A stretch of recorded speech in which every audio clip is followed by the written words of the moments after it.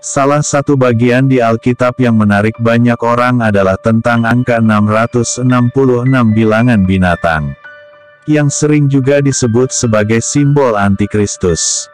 Kita bisa menemukan angka ini dalam Wahyu 13 ayat 18. Yang penting di sini ialah hikmat, barang siapa yang bijaksana, baiklah ia menghitung bilangan binatang itu.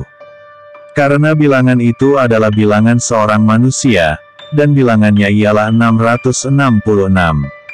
Perhatikan kalimat yang ditulis oleh Rasul Yohanes di atas karena sangat penting.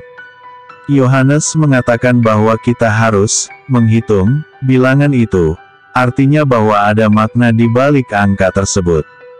Bagaimana cara menghitungnya? Simbolisasi angka. Salah satu pilihan untuk mengungkap misteri Alkitab adalah gematria. Gematria adalah sebuah sistem tradisional Yahudi Babilonia Yunani untuk menghitung nilai huruf pada suatu kata atau frasa.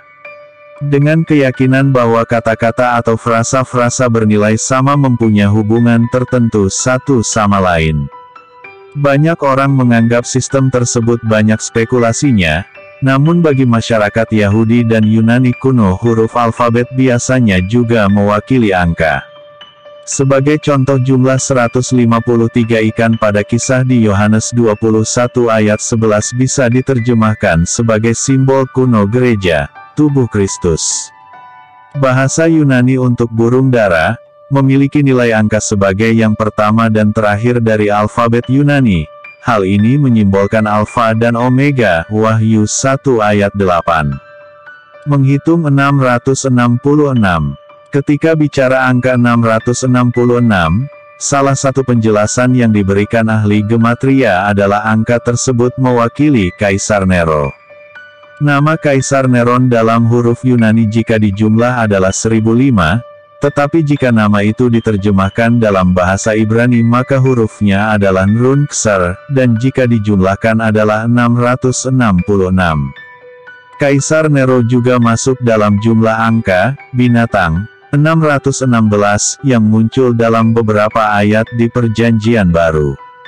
Beberapa ahli berpikir bahwa Yohanes mengarah kepada Nero Redivivus yang memiliki mitos bahwa kaisar tersebut akan bangkit dari kubur untuk menghancurkan kekristenan. Walau demikian ada banyak masalah dalam sistem penghitungan gematria ini yang masih belum disepakati oleh para ahli Alkitab. Sudoku Purbakala. Ini adalah kemungkinan lainnya, 666 adalah sebuah kotak ajaib.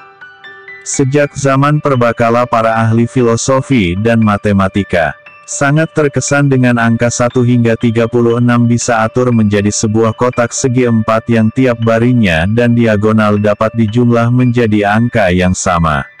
Prinsip yang sama dengan Sudoku modern. Satu kotak memiliki 4 baris dan 2 diagonal yang jika keseluruhannya dijumlah menjadi 111. 6 baris 111 sama dengan 666.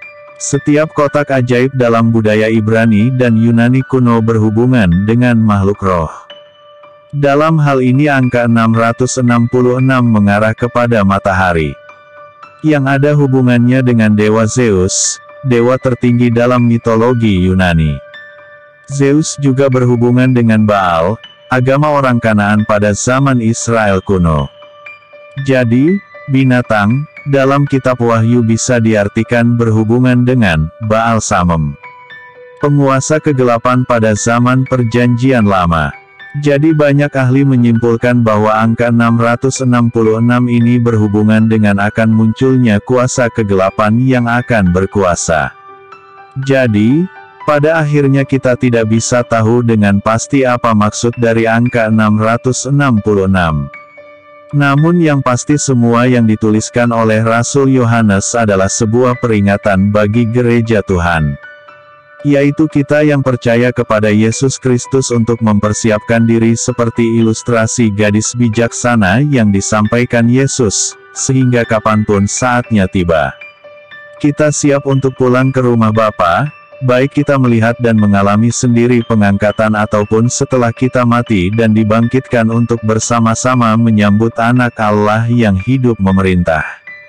Sebab itu, Hendaklah kamu juga siap sedia, karena anak manusia datang pada saat yang tidak kamu duga. Matius 24 ayat 44.